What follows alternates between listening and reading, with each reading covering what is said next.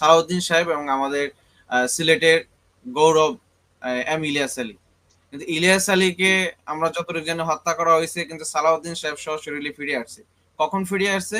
যে সালাউদ্দিন সাহেব ফিরে আসছে যেদিন হাসিনা পালিয়ে গেছে তার পরের দিন চলে আসছে। এক কার গাড়িতে সালাউদ্দিন সাহেব এই চট্টগ্রাম থেকে শোডাউন করছে? এই এস আলম গ্রুপের গাড়ি দিয়ে। ঠিক আছে, আমরা এটাও শুনতে পাচ্ছি যে এস আলম গ্রুপের অভিভাবকত্ব নিচ্ছেন সালাউদ্দিন সাহেব এবং মির্জা আব্বাস সাহেব। যারা এত রক্ত দিল, যে ছাত্র জনতা এত রক্ত দিল, তাদের সেই রক্তের দাম কি শুধু দুইটা রাজনৈতিক বা এই রাজনৈতিক দলের কাছে কি সীমাবদ্ধ? বা বাংলাদেশের স্বাধীন বাংলাদেশে তারা যা বলবে, রাজনৈতিক দলগুলো যা বলবে সেটাই হবে?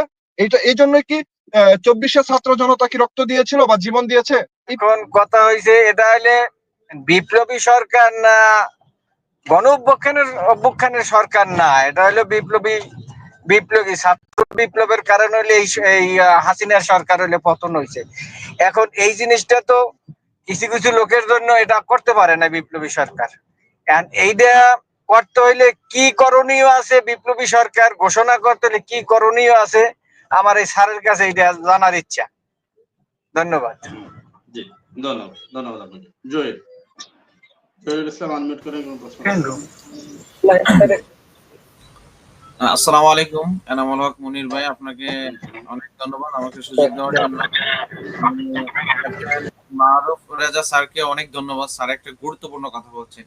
যদিও আমি অনেকগুলো এদিনও গতকালকে একটা প্রশ্ন করছিলাম, হয়তো আমি প্রশ্ন শেষে বলছিলাম দয়া করে উত্তর দিবেন, কিন্তু আমি উত্তরটা পাই নাই। যাক, স্যারের একটা কথা বলছেন যে আমাদের দুইজন ব্যক্তি কিন্তু বিএনপির দুইজন গুরুত্বপূর্ণ ব্যক্তি গুম হয়েছিল পাশাপাশি সময়, সম্ভবত কানেকশন থাকলে ইয়ে করবেন, সালাউদ্দিন সাহেব এবং আমাদের সিলেটের গৌরব ইলিয়াস আলী। কিন্তু ইলিয়াস আলীকে আমরা যতটুকু জানি হত্যা করা হয়েছে, কিন্তু সালাউদ্দিন সাহেব সশরীরে ফিরে আসছে। কখন ফিরে আসছে? যে সালাউদ্দিন সাহেব ফিরে আসছে যেদিন হাসিনা পালিয়ে গেছে তার পরের দিন চলে আসছে। এক কার গাড়িতে সালাউদ্দিন সাহেব এই চট্টগ্রাম থেকে শোডাউন করছে? এই এস আলম গ্রুপের গাড়ি দিয়ে। ঠিক আছে, আমরা এটাও শুনতে পাচ্ছি যে এস আলম গ্রুপের অভিভাবকত্ব নিচ্ছেন সালাউদ্দিন সাহেব এবং মির্জা আব্বাস সাহেব।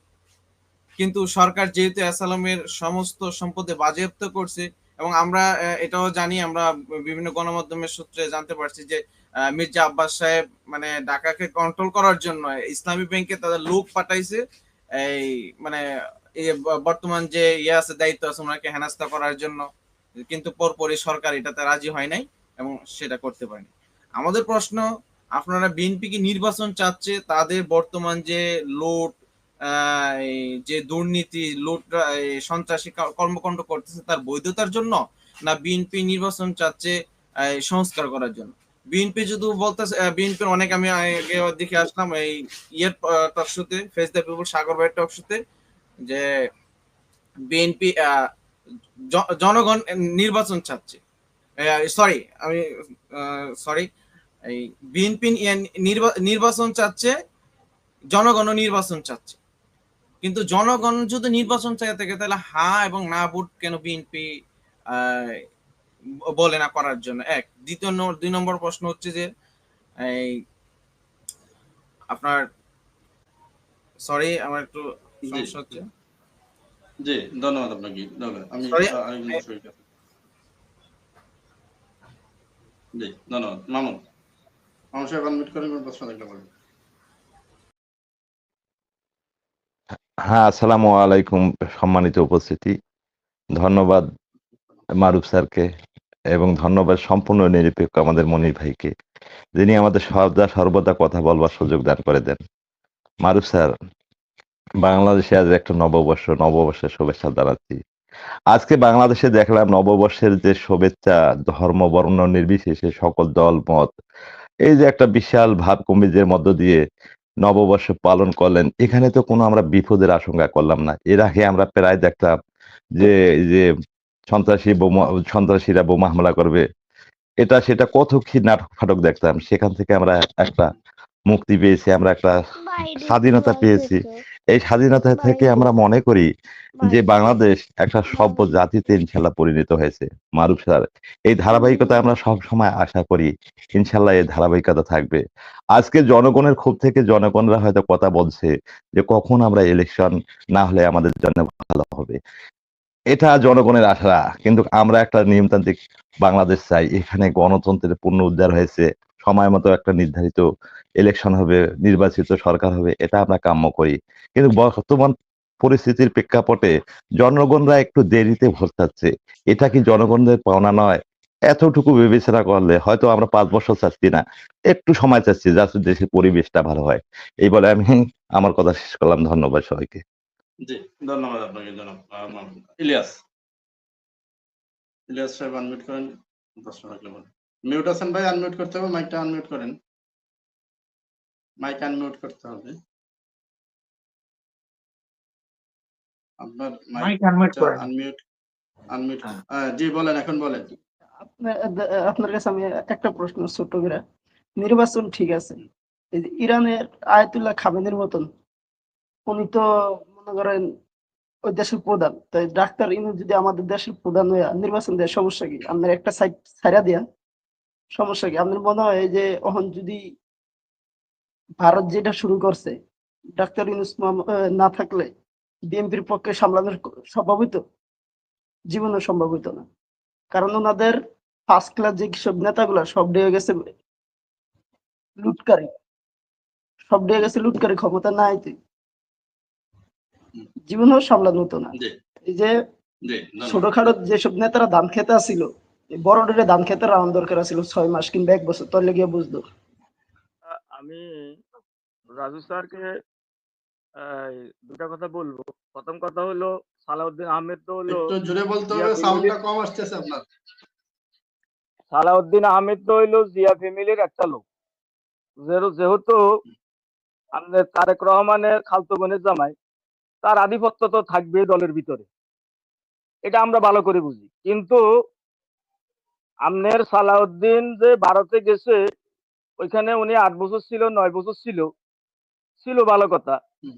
কিন্তু যারা বাংলাদেশে গুম হয়েছে তারা প্রত্যেকটা লোকের বর্ণনা দিছে যে তারা কিভাবে ছিল। সুকরঞ্জন বালি পর্যন্ত বর্ণনা দিছে সে কিভাবে ছিল। তাহলে সালাউদ্দিন আজ পর্যন্ত এই কথাটা বললো না সে কোথায় ছিল। এখন আর মানুষের বুঝতে বাকি নাই যে সালাউদ্দিন ভারতের রয়ের কাছে ছিল। আচ্ছা, আমি বলতেছি ভাই 18 সালের কথা। 18 সালে যখন নির্বাচন হয়েছিল, সারা বাংলাদেশের মানুষ ফজরের নামাজের পরে জানতে পারছে যে রাত্রে ভোট হয়ে গেছে।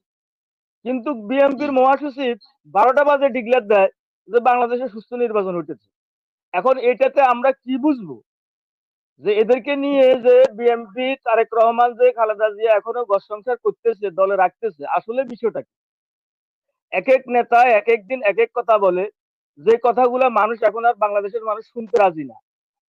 যে এত জনপ্রিয়তা বিএনপির, 50-এর ঊর্ধ্বে চলে গেছিল বিএনপির জনপ্রিয়তা।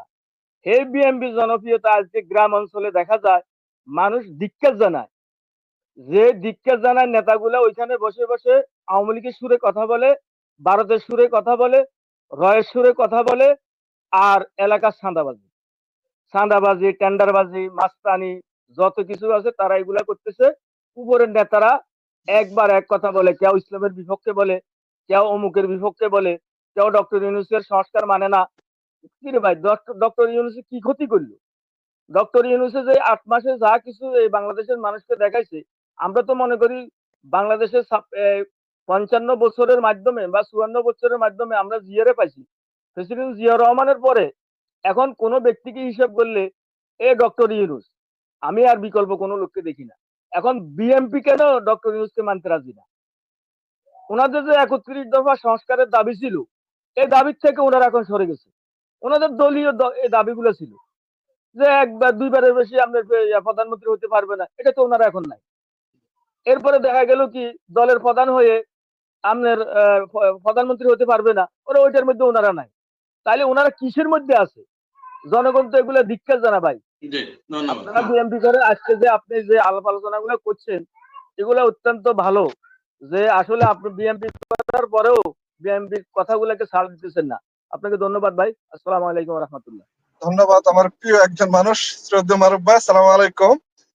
মারুফ ভাই, আপনার কাছে আমার একটা প্রশ্নটা হলো যে 1971 সালের মুক্তিযুদ্ধের সময় শেখ মুজিবুর রহমান যদি সে নেতৃত্ব দিয়ে স্বাধীন হওয়ার পরে সে যদি দেশ পরিচালনা করতে পারে এবং তার সিদ্ধান্ত অনুযায়ী যদি দেশ চালাইতে পারে, তাহলে আমার প্রশ্ন হলো এই 24 যে ছাত্র জনতা যে রক্ত দিল, যে স্বৈরাচার মুক্ত দেশ করলো, তাহলে আমার প্রশ্নটা হলো তাদের কেন সেই এখতিয়ার নাই? তাদের মতামত, জনগণ, ছাত্র, তাদের মতামতের একটা সরকারের জন্য 2টা বছর কেন দেওয়া যাবে না? এটা আমার একটা প্রশ্ন। দ্বিতীয় আর একটা প্রশ্ন হলো, শহীদ প্রেসিডেন্ট জিয়া রহমানও তো যখন শেখ মুজিবুরকে যখন বিতাড়িত করা হয়, তখন এই আপনার শহীদ প্রেসিডেন্ট জিয়া রহমানও তো করেছিল, কারণ তখনও তাদের একটা অভ্যুত্থানের মাধ্যমে আসছিল। তাহলে আমার প্রশ্নটা হলো যে যারা এত রক্ত দিল, যে ছাত্র জনতা এত রক্ত দিল, তাদের সেই রক্তের দাম কি শুধু 2টা রাজনৈতিক বা এই রাজনৈতিক দলের কাছে কি সীমাবদ্ধ? বা বাংলাদেশের, স্বাধীন বাংলাদেশে তারা যা বলবে, রাজনৈতিক দলগুলো যা বলবে সেটাই হবে? এই জন্যই কি 24 ছাত্র জনতা কি রক্ত দিয়েছিল বা জীবন দিয়েছে?